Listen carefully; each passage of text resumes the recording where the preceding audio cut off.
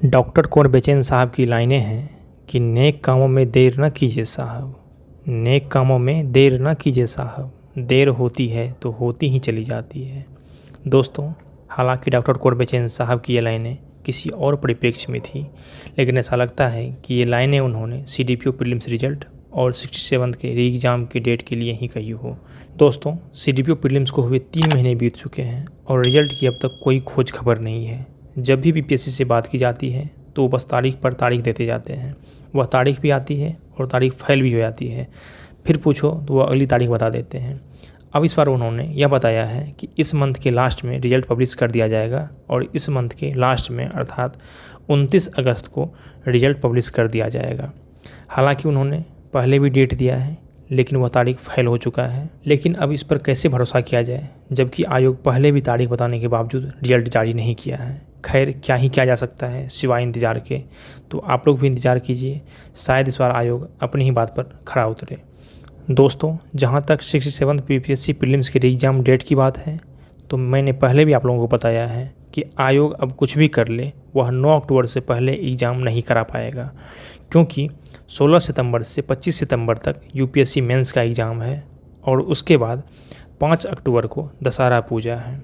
फिर बिहार के official calendar के अनुसार 9 अक्टूबर को मिलाद उल नबी की छुट्टी है और आप जानते हैं कि इस बार रिकॉर्ड 6,02,000 स्टूडेंट ने एप्लीकेशन भरा है। तो इतने अधिक मात्रा में छात्रों के लिए आवासन की व्यवस्था करना भी आयोग के लिए एक चुनौती है। तो आयोग कुछ भी कर ले, अब वह 9 अक्टूबर के बाद ही एग्ज़ाम ले पाने में सक्षम होगा और मुझे लगता है कि प्रोबेबली एग्ज़ाम 16 अक्टूबर को होगा, क्योंकि अगर एग्ज़ाम 16 अक्टूबर को नहीं हो पाता है तो यह फिर छठ के बाद ही पॉसिबल है। आयोग की पूरी कोशिश होगी कि एग्ज़ाम को दीपावली से पहले अर्थात 25 अक्टूबर से पहले करा लिया जाए, अन्यथा 68 के नोटिफिकेशन में भी बहुत देरी हो जाएगी, क्योंकि जब तक 67 के मेंस का एग्ज़ाम नहीं हो जाता तब तक 68 के प्रीलिम्स का एग्ज़ाम हो पाना पॉसिबल नहीं है। तो आयोग यही चाहेगा कि एग्ज़ाम किसी भी तरह अक्टूबर में संपन्न हो जाए, अन्यथा चेन रिएक्शन की तरह एक एग्ज़ाम की लेट का असर दूसरे एग्ज़ाम पर पड़ता जाएगा और फिर देर पर देर होती जाएगी।